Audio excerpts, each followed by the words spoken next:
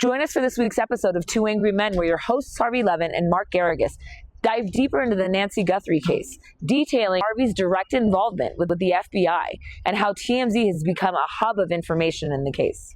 Enjoy.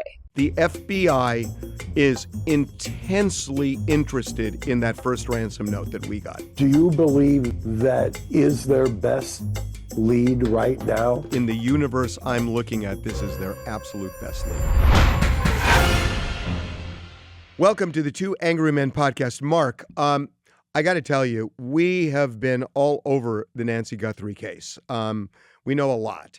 And it is stunning to me in 2026, with all the technology, law enforcement is stumped. The way it was put to me by somebody in the FBI yesterday was, we are shaking the trees trying to find something.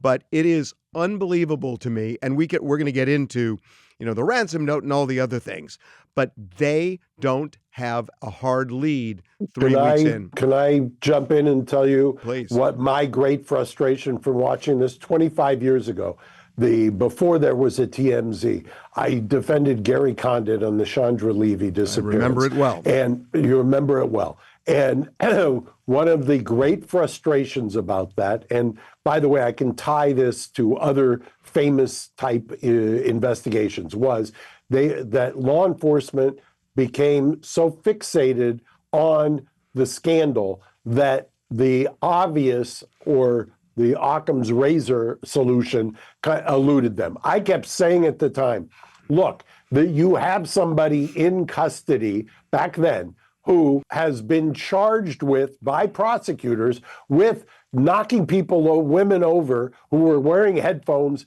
in the park. That is your most obvious suspect. That fits the facts. I remember early on in this case, some of the people, the internet was ablaze. It had to be the family. These wild speculations about the family and this or that and the craziest stuff you'd ever seen. Guess what had happened early on is people said, because, and I'm guilty of this as anybody, because we're on the coast, we don't understand.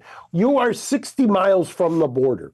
These kinds of things, these failed home invasions or abductions across borders are more common. They're not uncommon. And I think the diversion of resources that allowed this to go cold is one of the reasons that we're now sitting here how many days or weeks afterwards where everything has gone cold, because so much time was focused on the distraction of the scandal. I disagree with you. I know you do. I agree with you partly on the sheriff's side, not on the FBI side. This was not a home invasion.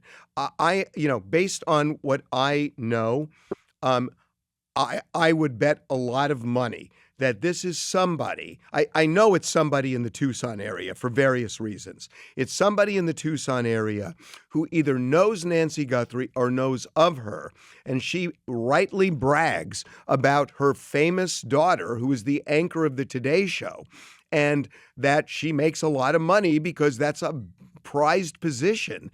And somebody looked at Nancy and said, well, this is an easy target to get some money.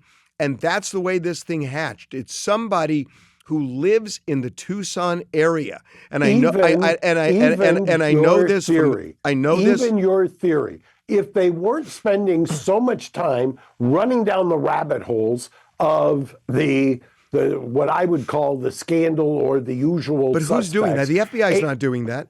I know they aren't, but the FBI, when did the FBI land on the ground here? A couple of days after, but look. Right, by the way, ask any law enforcement person. I know, it's 24 to 48 hours. After a couple of days, you're behind the eight ball, proverbial eight ball. Mark, I'm going to tell you, without getting too specific, the FBI is intensely interested in that first ransom note that we got. Intensely.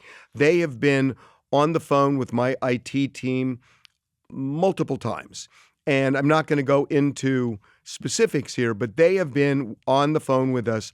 They believe that this may well be the person who kidnapped Nancy.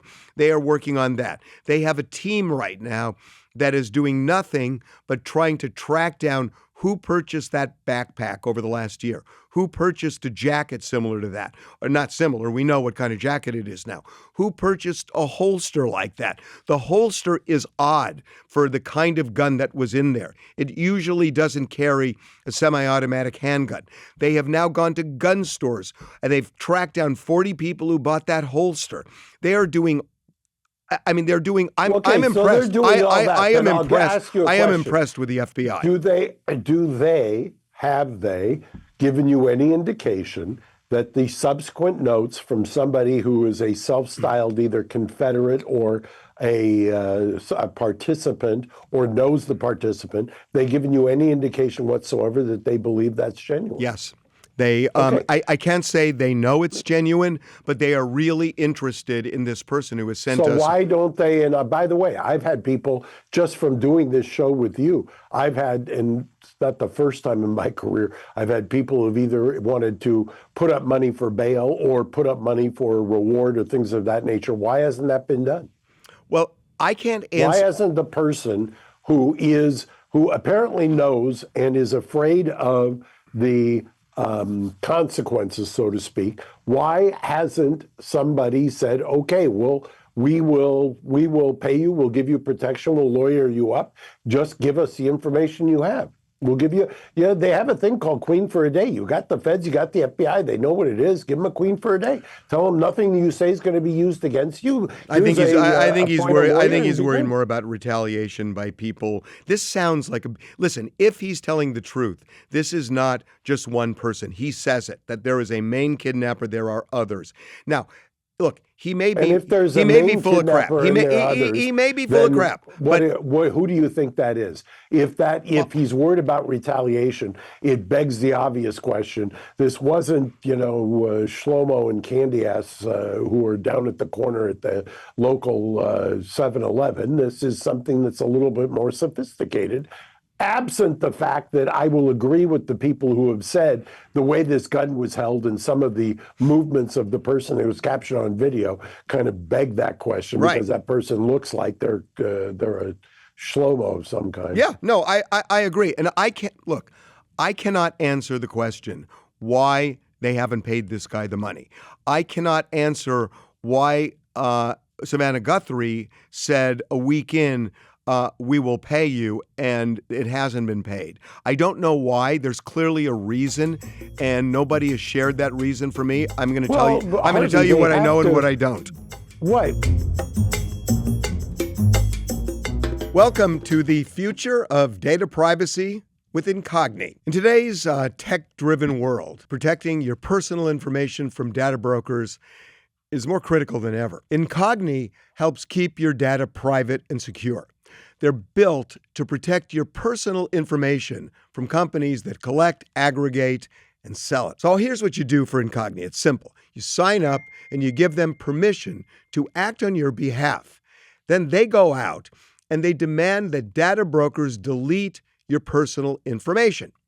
So the first benefit for Incogni is that it's thorough. They go after every kind of data broker, marketing firms, credit companies, people's search sites, even recruitment and medical data brokers. If they've got your information, Incogni is coming for it. Make no mistake about that. You're covered in all areas. The second benefit, if you care about the law like we do, you probably value public records and transparency. The issue, legal information that used to be accessible in context is now scraped by data brokers, repackaged, and sold. And that can affect hiring, insurance, even search results. Incogni uses privacy laws like GDPR and CCPA to contact data brokers to request removal of your information from commercial databases, giving you full control over how your name appears online. Because legal systems should protect your rights, not turn your past into profit. So here's the deal. You can get 60% off annual plans at incogni.com/angry with code ANGRY at checkout. It's risk-free. Incogni offers a 30-day money-back guarantee if you're not completely satisfied. So you can live free from dangerous spam with Incogni. That's incogni.com/angry for 60% off annual plans. Hey, Mark Geragos here. Affordable legal help is coming to California. The speed of AI with the backstop of real lawyers. Cheaper actually than Netflix, $9.99. Go to Lavo, bringing justice to the affordable realm. Well, I will tell you what I think is based on what you're telling me. You have a first note, which actually, if I understand the timeline, came after the two notes that went to the local Tucson stations. They believe, if what you're saying is accurate, and I have no reason to doubt that it is, that the FBI believes that the note you received, which was preceded by the two Tucson local notes, is legit. So then, fast forward to the next thing, Savannah gives a statement. Obviously, they had some information beyond the note you received for Savannah to give that statement because it was interactive in the sense she was answering something. If she's answering something and they believe that your note was legitimate, then that explains why she said what she said. I hear you. We're willing to go forward, blah, blah, blah, because they believe now that there is something consistent in another communication that fits with the communication you received. Okay. I mean, it's a theory. It's a theory. What other theory is there? What other theory can there be besides the fact that this is either a stranger and not somebody related, and it took the sheriff to have to quell that, but that there was so much time, in my opinion, that was wasted running down the absurd. Well, but they always look. You know, they always look at family. Always. So always. So that was not wasted time. That was not wasted time. It was wasted resources. The obvious thing here. By the way, has anybody determined when law enforcement came into possession of the unsubscribed Ring or Nest video? What day was that? Well, no. That? They got the way they got this video is remarkable, and I don't fully understand it. But this is not video at 1:47 in the morning when the camera was disabled. This was at 2:12 when the electronics detected movement, and they were able to use Google to scrape video.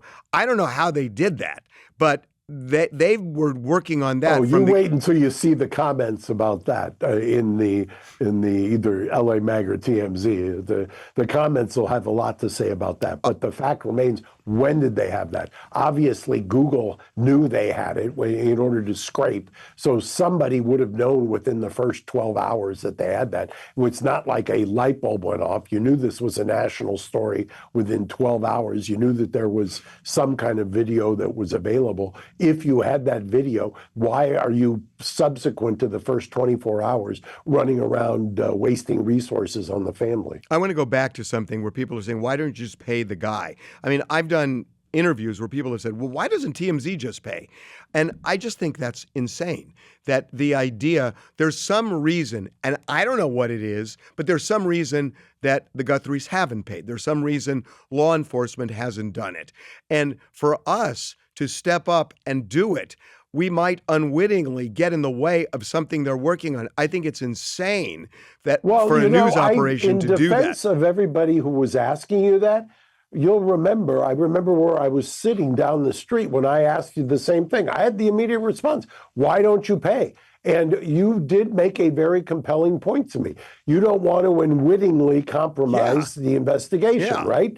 But when you're getting on the hotline with the FBI, why not offer to pay and at least make that offer? That's kind of my follow-up to that. We did do something that I know authorities were fine with, which is we said, look, you don't trust law enforcement and they don't trust you. That's what you're saying. So given that, give us the information and then we'll give it to the FBI.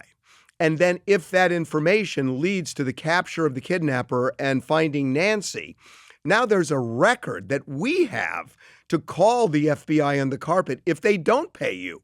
So it's not like you've given something to the FBI, nobody knows what you gave, and they hide it and all and don't pay you. It's like if you give it to us, we know what it is, and we will put a bright light on it after they find her and find the kidnapper, and you'll get your money.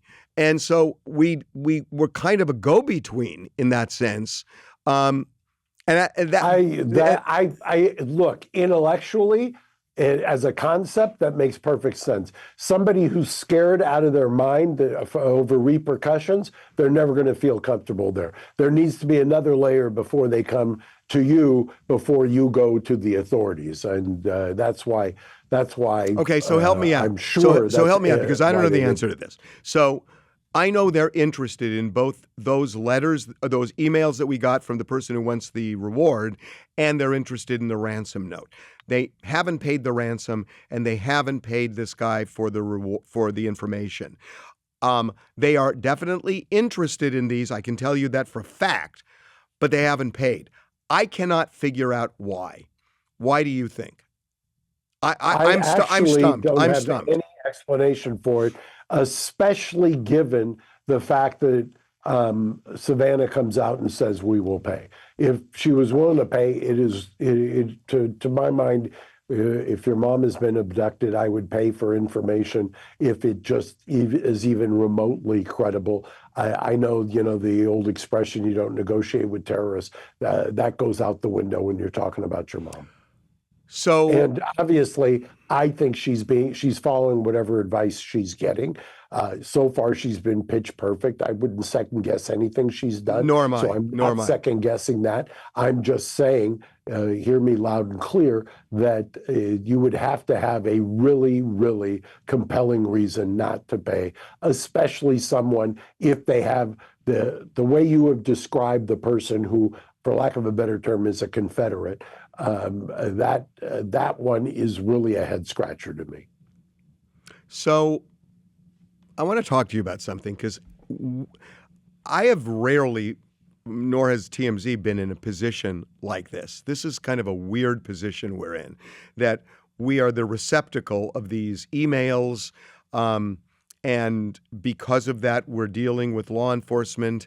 And, I remember back when we did this, we've only done this a few times, because there is a wall between we're not law enforcement. That's not our job, is crime stopping. Our job is reporting. And so there are times by the way, as a postscript, it's one of the reasons I've always been so adamant against gag orders, because law enforcement, nobody leaks to the media more than law enforcement. So, and you've got source privilege. So, right. Anyway, go on. But, I remember doing this back in the Aaron Andrews case, where there was this peeping Tom that was kind of lurking, and we got an email from that person and worked with the FBI because she was really at risk in that case. And they caught him as a result. And we really haven't dealt with this much, since then. I think a couple of times maybe. This is a weird position for us to be in. And there have been a couple of situations, I haven't really talked about this before, but it's kind of interesting, that we require subpoenas in order to, dole out whatever it is. And, they've wanted. Right, that's your corporate policy. Right, I mean, that is corporate policy. That's right. And it's just that's what you have to do with if you're media. And so, there have been a couple of occasions where the subpoenas, I felt, and my team felt, were just really overly broad. And, and I understood why law enforcement wanted it. They want as much information as they can get. But at the same time, we can't compromise, sources in other cases, maybe people who send in tips, and give that to law enforcement, just because they think it might help them if it doesn't directly connect to this. And so, it's become kind of the new normal as citizen journalism has increased, as legacy media has ebbed. This is kind of the new ethical boundaries. because traditionally legacy media, so-called legacy media, has that what I call the wall of source protection, especially on the state side. Federal, it's a little more fungible. But there is that, and then there is how law enforcement traditionally has used media, but it's generally been kind of law enforcement to media, not reciprocating. And what you're talking about is now you've been dragged in or insinuated into the story itself by virtue of you being a conduit.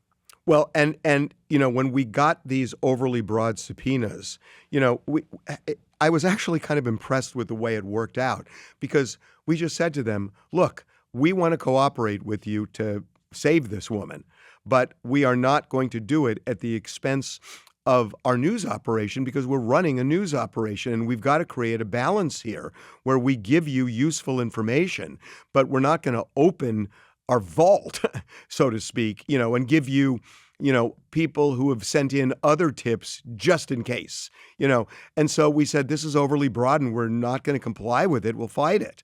And they were more than reasonable. And they said, we get it. And they narrowed it. Yeah. You're old enough to remember, Thank you. I forget the case, it'll come to me, I'm sure, after the show, but where there was a reporter who was embedded with the LAPD on an investigation, and that ended up compromising to some degree the case itself, the criminal case itself. So there are issues here. There's always going to be issues. And this wasn't even so much that. This wasn't an issue of us being compromised in the way we were reporting it. This was an issue of look, a lot of people send us tips, right? And they may, and then we got this one tip where somebody's life is at risk, and we see that as a unicorn.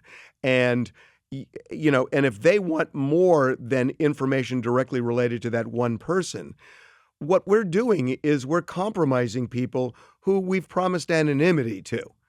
And we're not going to do that. Which is the definition of source. Right. And we're not going to do that. And, I don't blame them for asking, but we pushed back and they were very reasonable about it. I mean, I got to say that the experience has been collegial in the sense that there hasn't been this, screw you, we need it. They've been respectful of the boundaries. And even though they've tried pushing them from time to time, they've never kind of cemented themselves in an unreasonable request. And so I just find that interesting. If I take your analysis or your source saying that they're shaking the trees or trying to find they've reached the dead end, do you believe then that the first note that you got that was subsequent to the two local Tucson's is their best lead right now, that's what they're down to? And that's the reason they've returned to laser focus on that, because everything else has not panned out? I don't know everything, obviously, but what I do know tells me that in the universe I'm looking at, this is their absolute best lead. Yes, I think it's them. Yeah, that's my guess as well, and it's based on what you said not last week but the week before. That makes the most sense, because that clearly the authorities who are advising Savannah believe that must be the best lead, because they acted on that. Yeah. And there was information, it was interactive based on that, which means that there is something significant. Maybe you know it and just won't say it, but there must be something significant in that note that gives people the confidence to have relied on it. There has to be something. I will just say this, that there is something where they talk about where the watch that she wore, where it was in the house, which is right. Unique. But the bigger thing is that they talk about a white floodlight that was destroyed. As soon as I saw that word destroyed, I just thought to myself, I wouldn't, if I saw a light that was busted up, I'd say the light's busted up, or it's, damaged, or, there's glass all over the place. That word destroyed just got me. I thought, who says destroyed sounds like something you do. It's like if I just, well, I'm serious. If I notice a broken light on the ground, it's a broken light. But if it's a destroyed light, I kicked it in, and if it's a white Right, I light. destroyed it. I get that. Yeah. But to me, you kind of buried the thing. You didn't bury it, but the watch, to me, because the watch was connected to the pacemaker, I think that's probably the thing that got everybody's Well, attention. people knew she had a watch because she would show it sometimes when she took pictures with Savannah. So people knew she had this white Apple Watch. What they didn't know was where it was placed in the house when the police came. Nor did They also didn't know that it had been left there. That's true.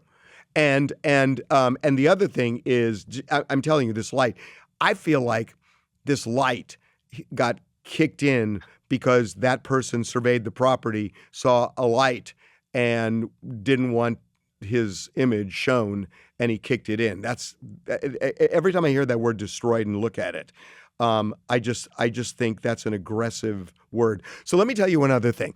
So they've been looking at, a lot of things, just items that this guy was wearing and, all the video, obviously. And they've been asking people for tips about suspicious people in the neighborhood. A couple of days ago, I talked with law enforcement, and they were saying to me, and this is something we talked about a little bit on TMZ.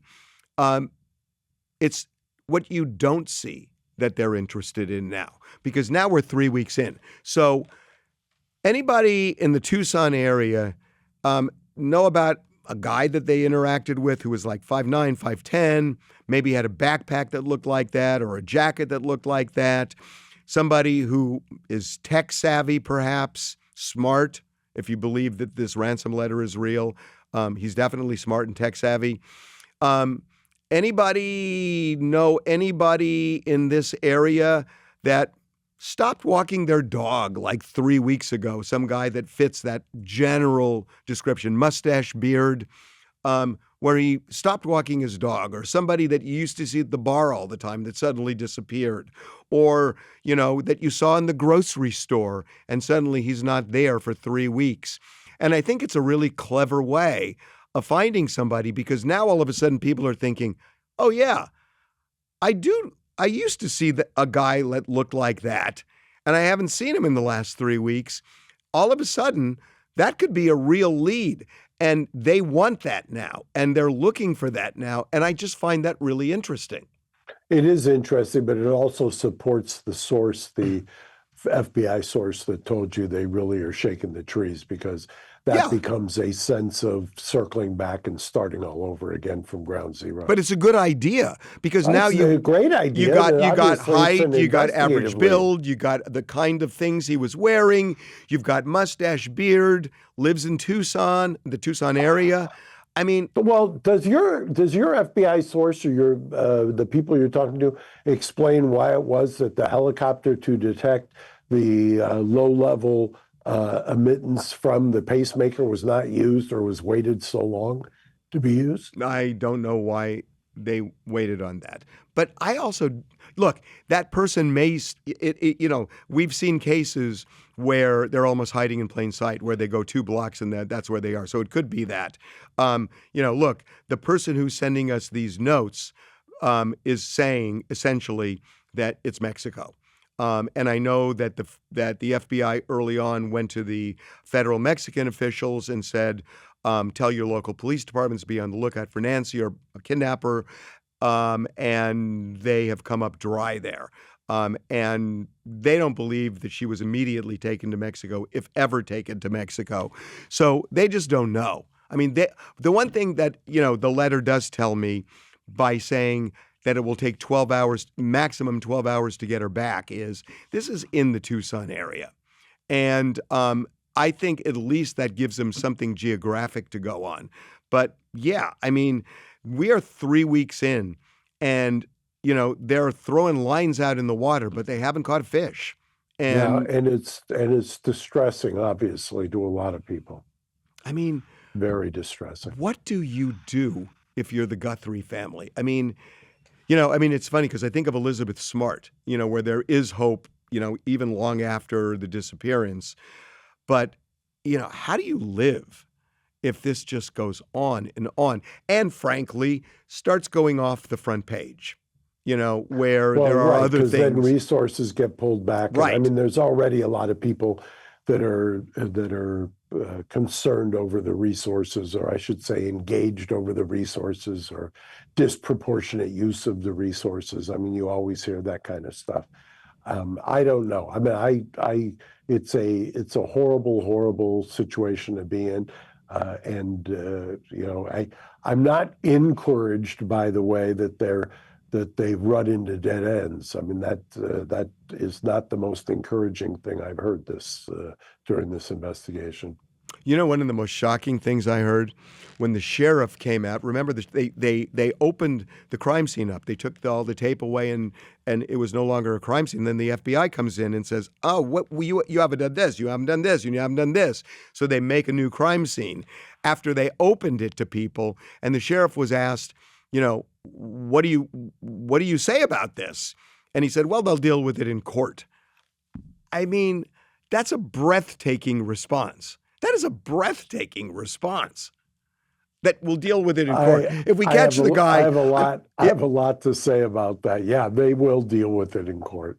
Hopefully, they get to the point where they deal with it in court. I thought of O.J. Simpson as soon as I heard that, because I remember it, and they just think of virtually every case I've ever tried. I can think of it. Well, and a lot of them are fine points that criminal defense lawyers make a big deal of. It literally is a mountain out of it is a mountain out of a molehill. Here, it's a mountain. They opened the crime scene all up day long. They took a molehill and they created a mountain by what they did. In fact, not just, it's kind of short-sighted to say that we'll deal with it in court. If you are somebody, and here we are, fast forward to 3 weeks out, somebody who was genuinely concerned with using the crime scene in order to solve the case, your default should not be, we'll deal with it in court. You should be concerned that you may have destroyed something that could have been a lead, obviously. And then the final thing is, there has been a lot of chatter on social media where people have tried to enhance the video of this guy at the door, and that they believe they see behind him a figure that looks like a person, a flashlight, and to the other side of the screen, even a car or a headlight. And people are making a big deal of this. I did check with law enforcement. They have enhanced this way more than the super sleuths online. And they are quite confident there is nobody behind this guy. But this is the thing that's circulating a lot online. So, look, if you believe the guy who's sending us these demand letters, there is more than one person. But according to the authorities that we've spoken with, there is nobody visible behind the kidnapper. Yeah, well, I tend to agree that this is more than one person. Yeah, I didn't think so at the beginning. I kind of do now. I'll tell you, I thought we were going to come today and I was going to say, oh, they have all sorts of leads and everything else. We are the same place we were last week. Yep, exactly. Okay, my friend. Thank you. Talk to you. Bye, Harvey.